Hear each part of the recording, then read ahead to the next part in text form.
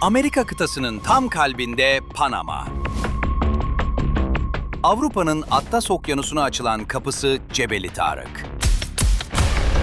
Kuzeyinde Ege'nin kilitleri Kiel'le Korint. Akdeniz'i Hint Okyanusu'na bağlayan Süveyş ve Babülmendeb.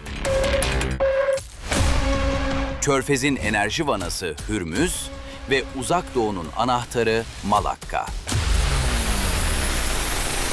Deniz ticaretinin %80'i bu dar noktalara mahkum. Bu geçitler, ticaretin olduğu kadar küresel güç savaşlarının da merkezi. Süveyş ve Panama'da inşaatı başlatan Fransız sermayesi zamanla yerini İngiliz askeri gücüne bıraktı. 20. yüzyılda ise bayrağı, boğazları kontrol eden dünyayı yönetir diyen Amerika devraldı. Bu dar geçitlerdeki her düğüm noktası egemenlik krizleri ve işgallerin fitilini ateşledi. Peki, bugün Hürmüz'de yaşananlar yüzyıllardır süren aynı hakimiyet kavgasının devamı mı? Dünya üzerinde tarihte büyük krizler hangi geçiş yolları üzerinde karşımıza çıkıyor? Cebeli Tarık Boğazı tabii ve Süveyş Kanalı daha sonra. Şimdi burada şöyle bir iki ayrım yapmak lazım. Bir coğrafi olarak zaten doğal olarak var olan boğazlar var. Bir kere boğazlar çok point diye bir kavram var. Yani düğüm noktaları, bağlantı noktaları. Orada sonuçta insanların, malların bir şekilde geçişi gerekiyor ve o geçiş noktalarını ne kadar kontrol edebilirseniz egemenlik ve zorlayıcılık gücüne de sahip olabiliyorsunuz. Dolayısıyla bu coğrafi zaten boğazlar mevcuttu. Cebeli Tarık bunlardan bir tanesi. Avrupa ile Afrika'yı birbirine bağlayan bir boğazdı. Ve 1713'te Britanya buraya hakim oldu. Utrecht Anlaşması'yla birlikte. Ve hala da Cebeli Tarık İngilizlerin egemenliğinde. Yani son zamanlarda bir şey de yapıldı. 1960'larda bir referandum yapıldı. Bir de 2000'li yıllarda bir referandum yapıldı. İkisinde de buradaki yaşayanlar İngiltere tebaası olarak kalmaktan yana da tavır aldılar. Böyle de ilginç de bir şey var. Yani İspanya burada bir egemenlik kuramadı. Evet. İspanya buraya hakim olmak, sahip olmak istiyor. O tercih sonucu. Evet tercih. Yani nüfus da dağınık yani. Sadece İngiliz, İspanyol, İtalyan ve Malta nüfusu var burada. Yani Atlantik'te Akdeniz ticaretini direkt o hattı İngiltere 1713'ten itibaren kapadı. Yani deniz ticareti tabii %80'i ticaretin denizler üzerinden oluyor. Şimdi 18. yüzyılda Britanya'nın meşhur bir şeyi var, marşı var. Hükmet Britanya, dalgalara hükmet diyor. Yani 18. yüzyılda denizlere hükmederek Britanya dünya egemenliğini oluşturdu. O güneş batmayan imparatorluk kavramı da 19. yüzyılda buna dayanıyor zaten. Denizlere hükmeden, bu boğazları, geçitleri hakim olan devlet konumuna geldi ve böyle bir emperyal güç haline dönüştü. Yani ne dediniz orada? Ticaretin %80'i mi denizlerden? Evet, yani ticaretin %80'i denizlerden. Çünkü karayolu ya da uçak vasıtasıyla ticareti gerçekleştirmek çok daha maliyetli ve büyük çaplı ürünleri, ham maddeleri taşımanız gemiyle daha kolay hem de daha ucuz. Dolayısıyla deniz ticareti... Deniz yolu karadan ve havadan daha ucuz ve oralarda daha da ucuzlaştıracak şey bazı geçitler, kanallar, yollar bazı herhalde. geçitler. Bununla birlikte ekonomik güçle birlikte ne de geliyor beraberinde? Siyasi olarak da siz güç haline gelmiş oluyorsunuz. Egemenlik elde etmiş oluyorsunuz. Yani İngiltere'nin Cebeli Tarık'ta ne işi var? Normalde düşündüğümüz zaman 1713'ten beri burada hakim. Sonra böyle coğrafi noktalar var. İşte Hürmüz Boğazı bunlardan bir tanesi. Osmanlı zamanında biz de oraya kurmak istemişiz, hakimiyet kurmak istemişiz. Portekizlerle savaştık mesela. Piri Reis Hürmüz Boğazı'ndaki mağlubiyetinden dolayı idam edildi. Yani oradaki başarısızlığından dolayı Kanuni Sultan Süleyman tarafından. Hürmüz Boğazı ile yine bağlantılı olan başka bir yer var. Babülmendeb. Babülmendeb hemen Yemen'le Afrika'daki işte Cibuti, Eritre bölgesi arasında bağlantı. Yani Hint Okyanusu'na.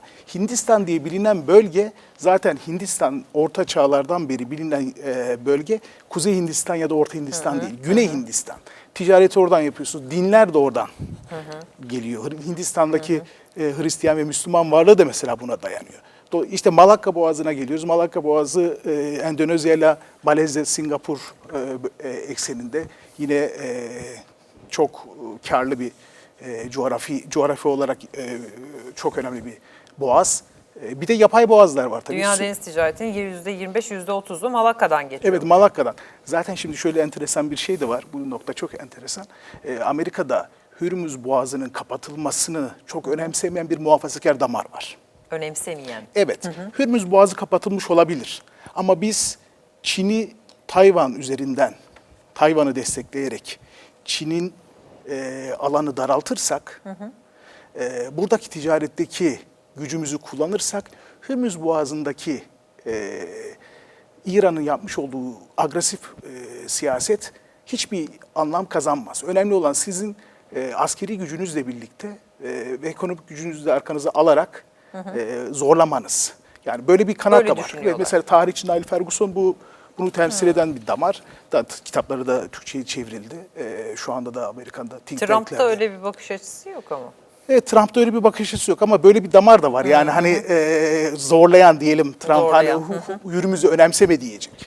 Böyle bir coğrafi geçiş noktasının olmasının yanı sıra bir de yapay geçiş noktaları var tabii ki boğazlar. Süveyş kanalı bunlardan bir tanesi. Evet. 1956'da dünyadaki küresel dengeyi değiştiren şey Süveyş kanalındaki Akdeniz'i Kızıldeniz'e evet, bağlıyor. Akdeniz'i Kızıldeniz'e bağlıyor. 1859-69 arasında yapımı oldu. Fransızlar önce burada misyonu üstlendiler. Sonra İngilizler bunu aldılar. 1956'ya kadar buradaki kontrol İngilizlere aitti.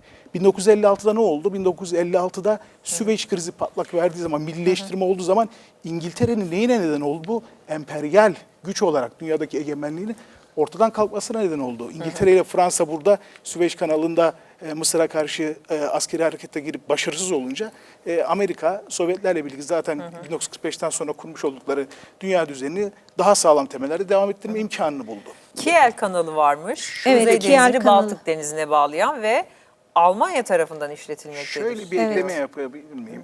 Malakka Boğazı'nın yalnız şöyle bir fonksiyonu var. Malakka Boğazı hattını kapatırsanız mesela orada Amerika'nın demin bahsetmiş olduğum baskıyı gerçekleştirebilirse mesela Çin üzerinde, yani bu yakın gelecekte olabilecek bir şey değil ama ilerisi için söylüyorum. Böyle bir çatışmada diyelim.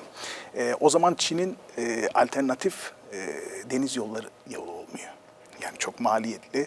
Bunun için mesela Pakistan üzerinden bir deniz yolu hattı, yani denize ulaşacaklar. Oradan içeriden karadan taşıyacaklar mesela malları.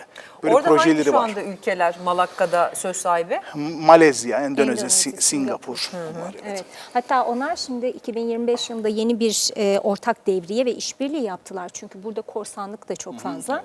Güvenlik problemi var. 2025'teki bu ortak işbirliğinden sonra tamamen burada güvenliği arttırmak için tabii çalışma yaptılar bu ülkeler. Tabii Oldukça sömürge önemli. dönemlerinden sonra artık bir coğrafi sahiplerine mi diyelim Evet. paydaşları arasında Evet. belki bir şey var ama öncesinde de orada Portekiz, Hollanda, İngiltere Tabii. varlığı Tabii. var yine. Ya zaten Malakka'da sıralama da. şöyle oluyor. Portekiz, Hollanda, yani şeyde bir ara bir İspanya gerçi Hint Okyanus tarafında yok ama yeni dünyada öbür tarafta var. Sonrasında da Hollanda'dan da İngilizler alıyorlar. Fransa'nın ama deniz gücü şeyler kadar yok tabii, Hollandalılar ve İngilizler kadar yok.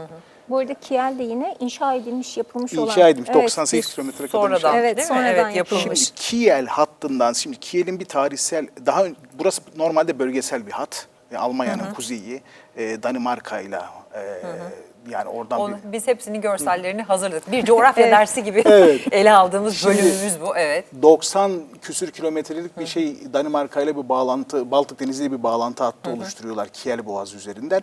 Böylece Almanya'nın zaten deniz gücü olmadığı için Baltık Denizi'ni ve Kuzey Denizi'ni bağlayan hattı burası. Yani zaten Hamburg mesela Avrupa'nın en büyük ikinci limanı. Bu mesela orada yine önemli hale geliyor Kiel Boğazı sayesinde. Şimdi buranın bölgesel bir önemi vardı ama şu anda son zamanlarda başka bir önemi daha ortaya çıktı. Rusya ile mesele çıkınca Baltık'ta ki savunma hatları açısından da Kiel Boğazı önemli hale geldi. Yani bölgesel olan bir yer şu anda biraz daha Avrupa ölçeğinde daha bölgeseli aşan bir uluslararası öneme sahip bir şey oldu. Ama yer oldu ama bir Süveyş'le ya da Cebeli Tarık'la veyahut da işte Hürmüz Boğazı'yla kıyasladığımız zaman, karşılaştırdığımız zaman ikinci planda öneme sahip. Evet. Sayın Çağlak, bizim topladığımız kanallardan, boğazlardan konuşmadığımız bir Korint kanalı var. Ege Denizi'ni, İyon denizine bağlayan. Galiba o da Yunanistan yönetiminde şu anda önemi, ama Babül Mendeb Boğazı ile ilgili belki biraz günceli de çok olduğu için geçenlerdeki Somaliland meselesi de herhalde orayla bağlantılıydı değil mi? Yine İsrail'in tanıdığı Somaliland. Yani şimdi buradaki hatların bazıları çok önemli. Çünkü hem küresel güç rekabetinin bir parçası, aynı zamanda da işte orta büyüklükteki güçlerin, hatta bazı durumlarda küçük güçlerin bile küresel ekonomi üzerinden kendilerine çıkar veya avantaj sağlamaya çalıştıkları yerler. Peki oradaki, yani Babül Mendeb'le ilgili önemli olan konu ne? O da aslında oradaki kanal üzerinden düşündüğümüzde etrafından dolaşmak zorunda olmadığınızda maliyetleri çok fazlasıyla düşürücü bir kanaldan bahsediyoruz. Kanallardaki temel mesele bu, sadece çatışma alanlarında değil. Bunu birkaç sene önce de gördük. Yani oradaki kanaldaki herhangi bir duruma küresel ticareti çok ciddi bir şekilde etkiliyor. Şimdi orada Yemen'in artan etkinliği, Yemen demeyelim de Husilerin artan etkinliği veya orayı kapatma, İran'ın Husiler üzerinden, Ensarullah üzerinden oradaki baskıyı arttırma stratejine karşılık olarak İsrail'de bir dengeleme adımına giderek Somaliland'ı tanıdı ve Somaliland üzerinden faaliyet göstererek orada bir denge oluşturmaya ve Husilerin etkinliğini sınırlandırmaya çalışıyor. Onu yapmaya çalıştığınızda tabii İsrail karşıtı veya İsrail'in genel olarak yayılmacı saldırgan politikalarından rahatsız olanlar da Somali'yi desteklemeye başlıyor. Bu küresel siyasetteki, yani sadece siyasetin kendi içerisinde olmadığını, siyasetle ekonomi arasındaki yakın bağlantıyı gösterdiği gibi aynı zamanda kara ile deniz arasındaki bir bağlantının olduğunu da gösteriyor. Aynı zamanda herhangi bir etkinin başka tepkileri de doğurduğunu gösteriyor. Yani bunu sadece bir kanal üzerinden okumak gerekmiyor. Bir domino etkisi yaratarak hem İsrail'in bölgede veya İsrail karşıtlarının bölgede veya İran karşıtlarının bölgedeki etkinliklerini, hatta onların Orta Doğu'dan artık biraz daha uzaklaşıp Afrika kıtasına doğru sarkmaya başladıklarını gösteriyor. Bu bugün nasıl diyelim, kolaylıkla verebileceğimiz bir karar veya akademik olarak, entelektüel olarak verebileceğimiz bir karar değil. Çünkü karaya hakim olmak mı, denize hakim olmak mı, yoksa ana karanın etrafındaki hakimiyeti kurmak mı gibi sorular 100 yıldan fazladır tartışılıyor. Bundan sonra da tartışılmaya devam edecek. Bunlar da yeni çatışma ve gerginlik alanları yaratacaktır. Peki, şimdi dünyanın kritik geçitlerinden böyle söz ederken tarihin her döneminde kuşatılmak istenen o iki büyük kilit noktasına, İstanbul ve Çanakkale'ye gelmemek de olmaz tabii. Bir zamanlar paylaşılamayan bu iki boğaz, Türkiye bugün birer savaş kapısı olarak bakmıyor onlara. Küresel bir barış kalesi olarak Türkiye'nin tuttuğu noktalar ve bu suları diplomasinin en zeki kalkanıyla, yani Montreux'le nasıl koruduğumuzu soracağız şimdi. Montreux dünya barışını nasıl koruyor?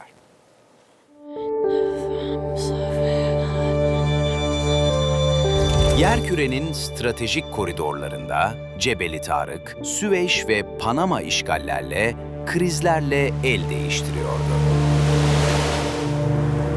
Fakat bu topraklarda tarihin akışını diplomasıyla değiştiren bambaşka bir imza atıldı. Montreux Boğazlar Sözleşmesi.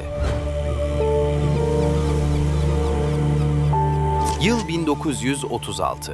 Mustafa Kemal Atatürk'ün diplomatik dehası sahadaydı. Bu sözleşme Türkiye'ye sadece tam egemenlik vermekle kalmadı, Karadeniz'i büyük güçlerin savaş alanı olmaktan kurtardı. Montreux, bölgenin tek ve en güçlü sigortası oldu. İkinci Dünya Savaşı'ndan bugünkü Rusya-Ukrayna krizine kadar sözleşmenin üzerinden tam 90 yıl geçti. Dünyayı büyük felaketlerden koruyan bu hukuki kalkan hala dimdik ayakta. Peki Montreux olmasaydı bugün ne olurdu?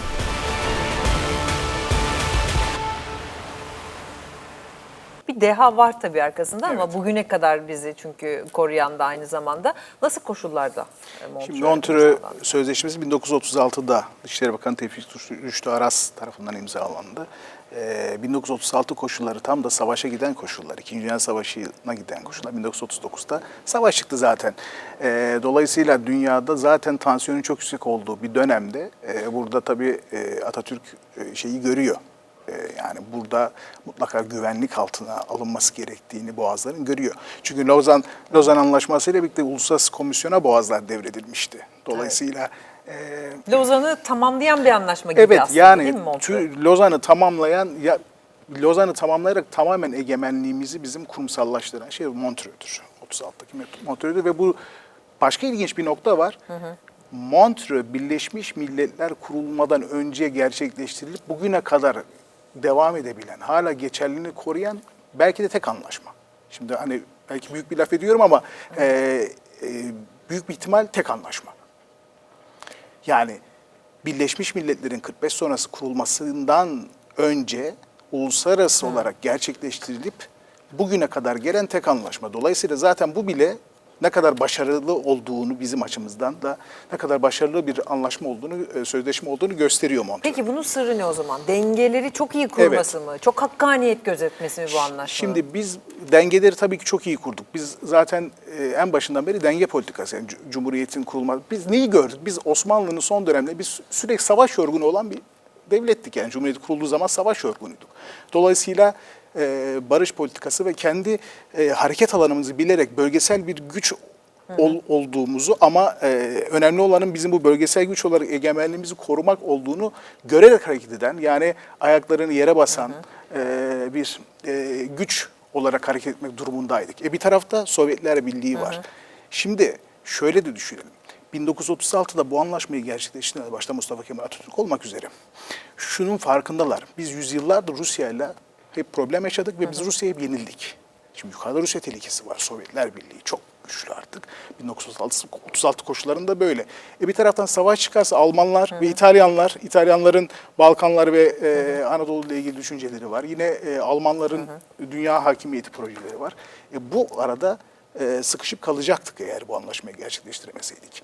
Biz neyi kullandık burada? Biz burada İngilizlerin desteğini almak durumundaydık ve aldık, başardık. Yani İngilizler İngilizler sonuçta Rusya ve Almanya'ya karşı burada bir güvenlik hattı oluşmasını isteyeceklerdi ve İngilizlerin de desteğini alarak işimizi kolaylaştıran bu oldu.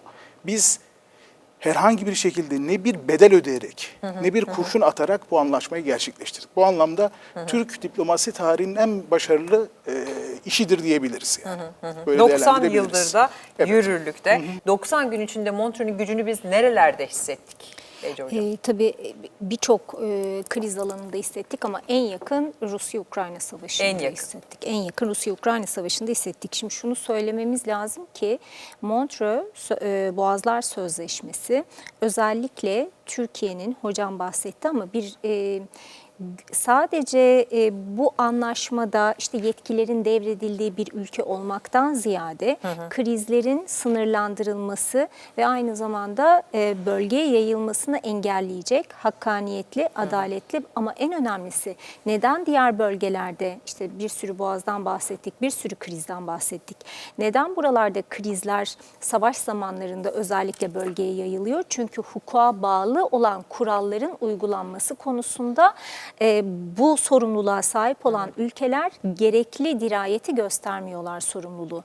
Montreux'un bu kadar uzun sürmesi ve yani yürürlükte bu kadar krizsiz bir şekilde ya da var olan krizleri iyi yönetilir bir şekilde hala varlığını iyi ki var dememizin nedeni Türkiye'nin hukuku ve bu Montreux ile oluşturulan güvenlik rejimini iyi bir şekilde yönetmesi.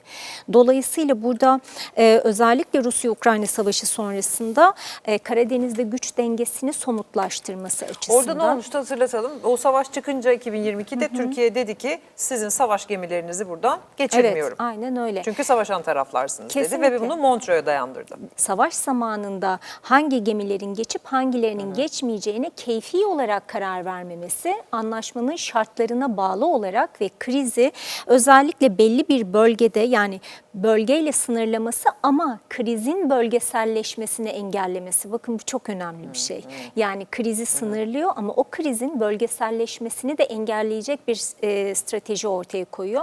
Bu da tamamen Montreux'un şartlarına hukuki olarak bağlı olup keyfi uygulamaları kesinlikle bu süre boyunca yürürlüğe sokmamasıyla oluyor. Çünkü diğer noktalarda gördüğümüz yani diğer bölgelerde gördüğümüz krizlerin temelinde çıkara dayalı keyfi uygulamalar ya da işte ülkelerin ilişkilerine bağlı aslında ve çıkarlara bağlı alınan kararlar yatıyor. O yüzden Türkiye burada dengeleyici rolü ve anlaşmayı koruyan koruyucu rolü çok iyi hayata geçiriyor.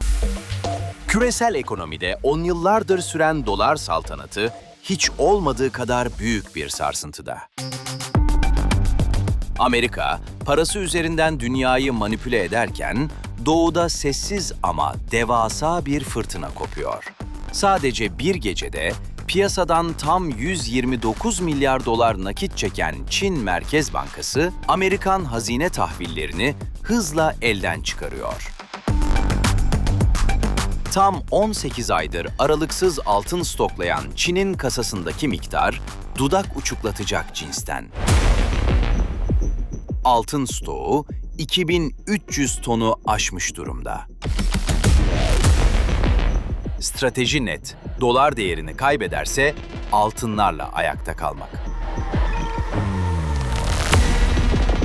Bazı analistlere göre Amerika'nın Hürmüz üzerindeki petrol baskısı ve çöken borç krizi bu büyük kaçışı daha da hızlandırıyor. Soru ise şu, sahiden de dolar devri artık kapanıyor mu?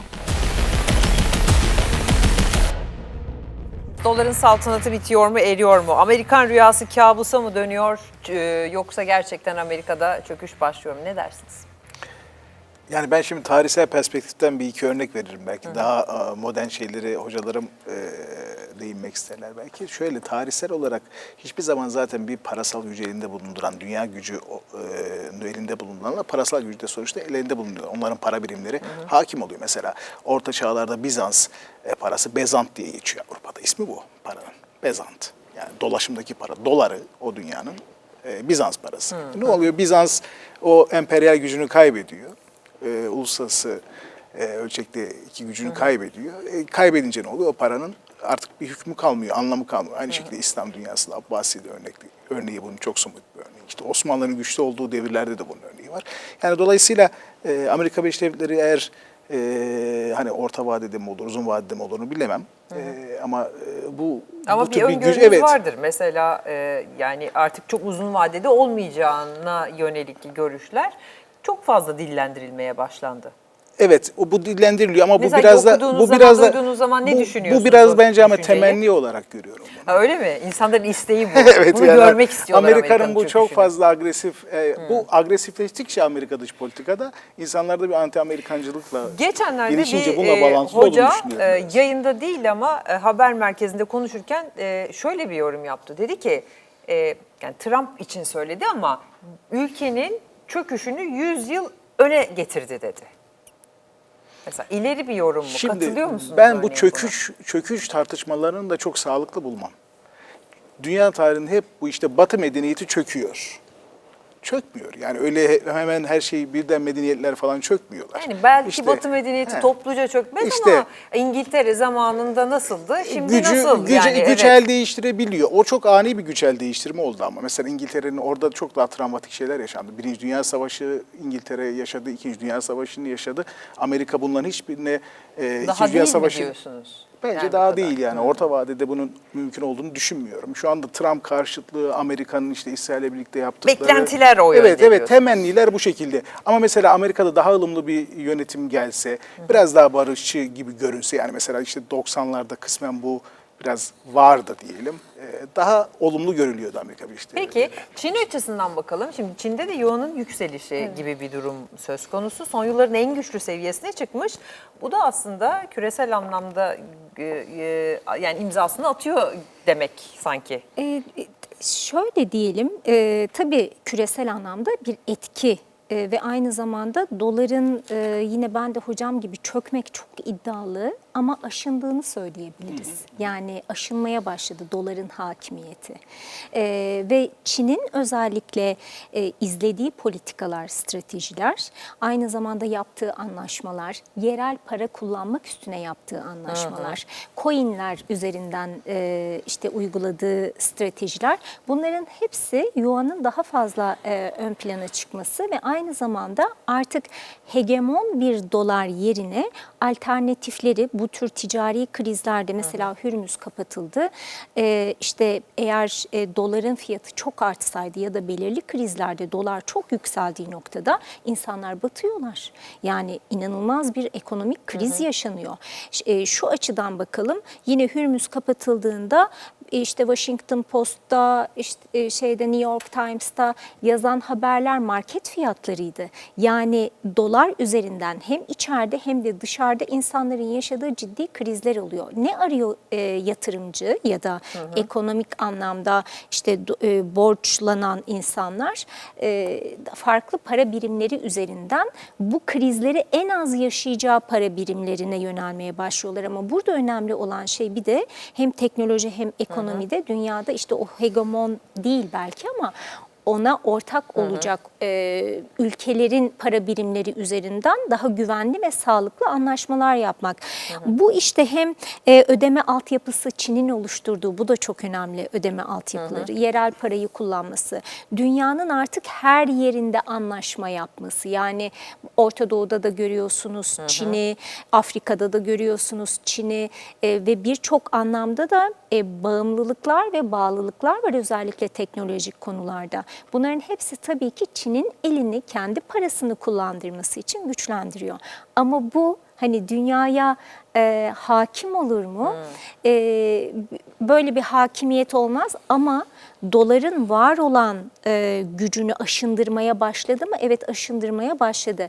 Ben demin söylediğiniz, bir hocamız söyledi dediniz yayın dışında, hani Amerika'nın çöküşünü 100 yıl öne çekti diye Donald Trump. Donald Trump neredeyse dünyayı çöküşünü hani öne çekecek. Aynen öyle şeylerde Yani çöküşün bulunuyor. de dememiş olabilir hoca. Yani Evet, Amerika'yı çöküş değil 100 yıl ama geriye götürdü gibi de kullanmış olabilir kesinlikle onu. öyle. Evet. Hani onun politikaları gerçekten bu anlamda çok yani dünya açısından zararlı ama hani Amerika açısından tabii ki ben de katılıyorum o görüşe. Çin için de bunları söyleyebilirim. Peki şimdi Çin Merkez Bankası, yani Çin Merkez Bankası bir gecede piyasadan 129 milyar dolar gibi bir nakit para çekmiş. Amerikan hazine tahvillerini de hızla elden çıkarıyor. Bu operasyonu da böyle bir ekonomik savunma olarak mı görelim? Neye yoralım? Tabii ki şimdi oradaki en büyük rekabet alanı ekonomi üzerinden yürüyor. Henüz askerileşmiş bir rekabetten bahsetmiyoruz. Askerileşip askerileşmeyeceğini ilerleyen vakitlerde göreceğiz. Fakat buradaki Çin'in bu dolar üzerindeki hareketlerini ABD üzerinde tabii ki bir baskı oluşturacaktır ama ABD'nin mevcut durumunu bugünden yarına değiştirecek bir baskıdan bahsedemeyiz.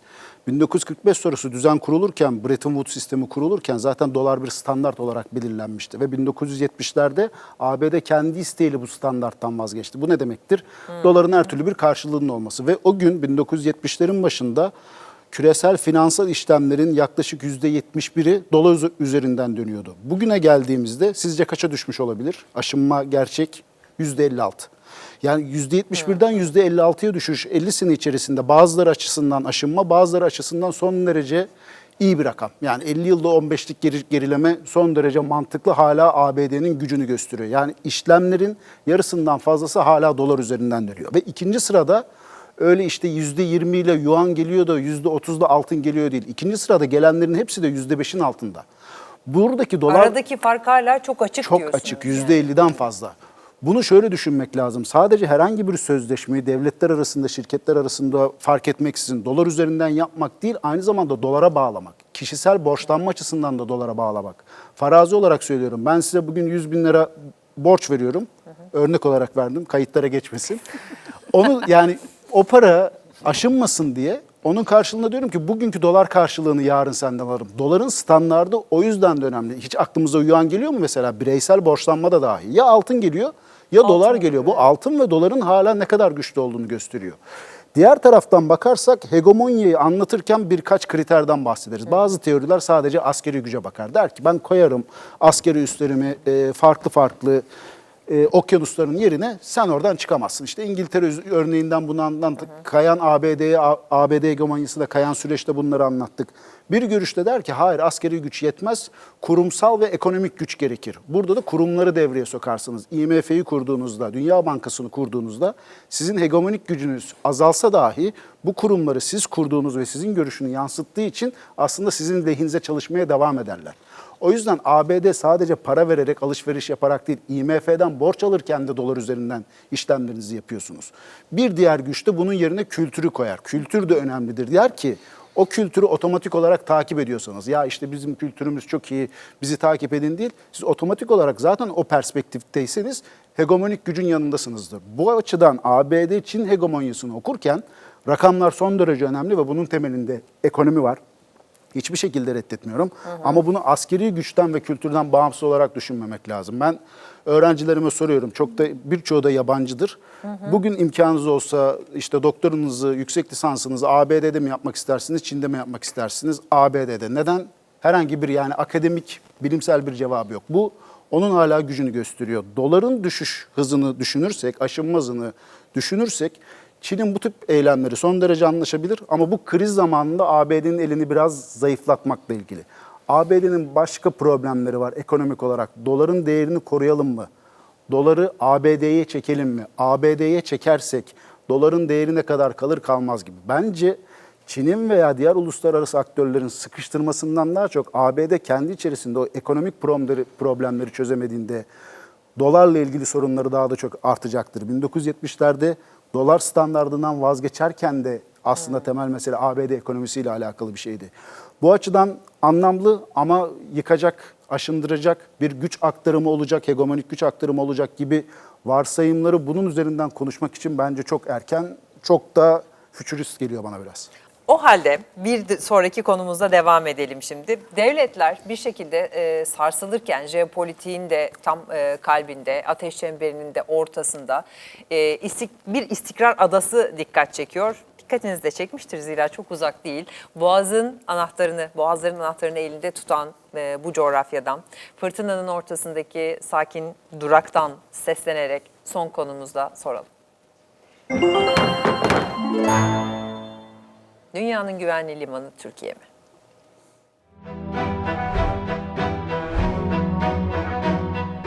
Dünya ekonomisi yönünü tayin etmeye çalışırken, Orta Doğu'nun fırtınalı sularında sarsılan proje şehirler, güvenli liman olma özelliğini kaybediyor. Yapay parıltıların yerini, köklü bir devlet geleneğinin sunduğu sarsılmaz kararlılık alıyor. Savunma sanayiinde yerlilik oranını %80'e yükselterek dünyada ilk 5 arasına giren Türkiye, kendi dokunulmazlık zırhını tüm dünyaya ilan etti. İstanbul Finans Merkezi ise sadece son 1,5 ayda bu büyük kaçışın içindeki 60'tan fazla küresel aktörü ağırlayarak finansın yeni başkenti olma yolunda dev bir adım attı.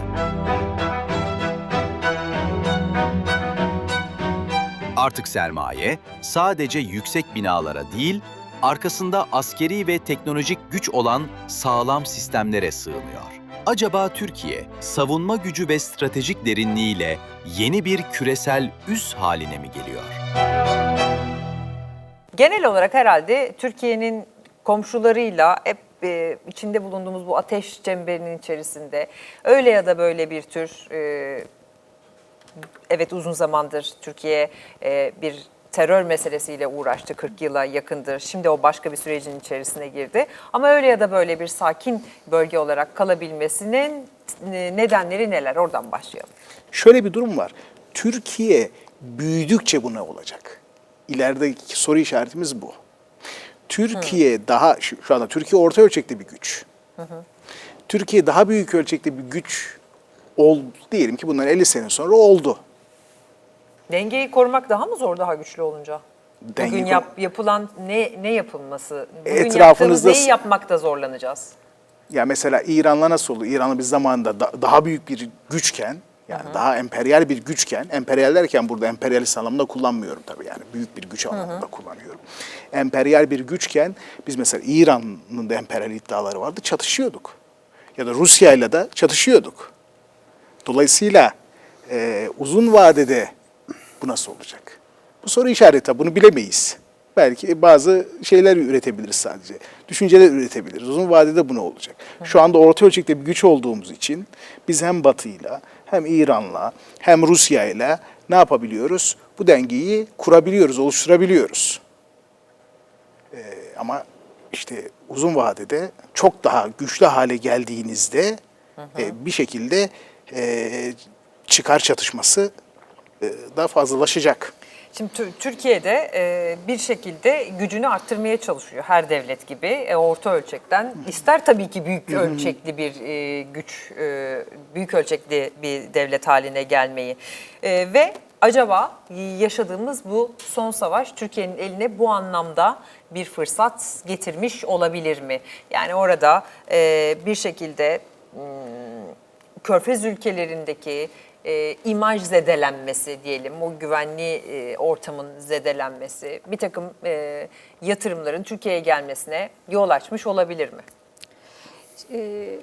Yani çok konuşulan bir konu, çok yazılıp çizilen bir konu. Özellikle Körfez ülkelerinde son savaşta işte Dubai'nin aslında imajı aldığı zarar vesaire ve yatırımların yönü İstanbul'a dönebilir mi, Antalya'ya dönebilir mi diye çok konuşulan bir konu. Tabii burada şöyle bir şey yapmak lazım. Bunu bir karşılaştırma yapmadan analiz etmek isterim. Çünkü hani Dubai ile İstanbul'u karşılaştırmanın mümkün olmayacağını düşünüyorum.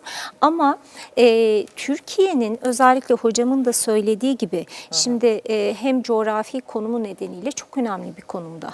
Aynı zamanda bir ekosistem derinliği var Türkiye'nin. Yani hem marka açısından hem lojistik açısından yaptığı anlaşmalar, beraberinde savunma sanayindeki yükseliş, aynı zamanda güvenli bir yer olması, yani güvenli bir ülke olması ve Körfez ülkeleri kadar çatışmanın içinde değil, yani çatışma ortamlarının içinde değil, Avrupa kadar dışında değil.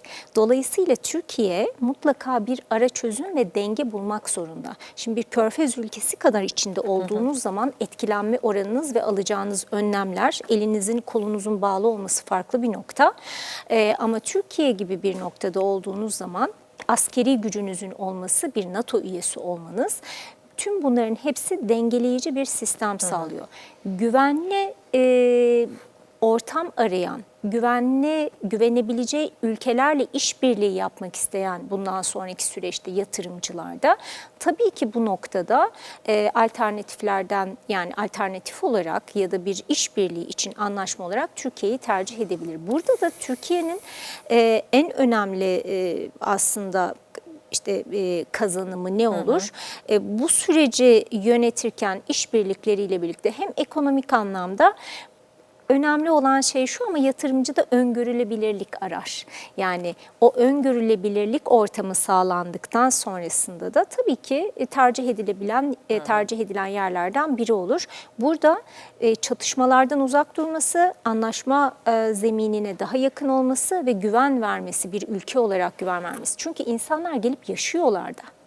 Yani şimdi sizin etrafınızda yangın yeri, her yerde savaş var, çatışma var. Eğer bunlardan uzak durabiliyorsanız ve bunu yönetebiliyorsanız, güç olarak, bölgesel bir güç olarak sözünüz geçiyorsa, evet biz orta ölçekli bir ülkeyiz şu anda, hegemon bir ülke değiliz ama bölgesel anlamda güçlü bir ülkeyiz. Ve bundan sonra hocama da şu anlamda çok katılıyorum. Ülkeler güçlendikçe silahlanmalar artıyor. Yani siz daha güçlü, ekonominiz daha güçlü olunca, savunma sanayiniz daha güçlü, kendi silahlarınızı ürettiğiniz zaman, kendi savunma sisteminizi ürettiğiniz zaman etrafınızdaki ülkeler de sizinle birlikte aslında güçlenmek istiyorlar. Bunu kendileri üretemiyorlarsa hegemon diğer başka güçlü ülkelerden transfer Satın yapmaya alıyorlar. başlıyorlar, silah alıyorlar. Bunlar savunma anlaşmalarına, stratejik ortaklık anlaşmalarına dönüyor. Tam da içinde bulunduğumuz durumu tarif ediyorsunuz aslında. Yani ama savunma tabii sanayinde ki yaşadığımız o atağı aynen öyle. anlatıyorsunuz şu anda. Sonrasında bir bakıyorsunuz ki siz aslında komşularınızla muhatap değilsiniz. Siz aslında komşularınızla stratejik ortaklık yapıp onlara silah ya da savunma sistemi sağlayan daha büyük güçlerle muhatapsınız. İşte bu riski beraberinde getiriyor. O yüzden de kontrollü büyüme, hani Türkiye büyürken, yatırımlar yapılırken karşılaşılabilecek olan riskler neler? Bunlar haline geliyor. Bu riskleri de taşıyor.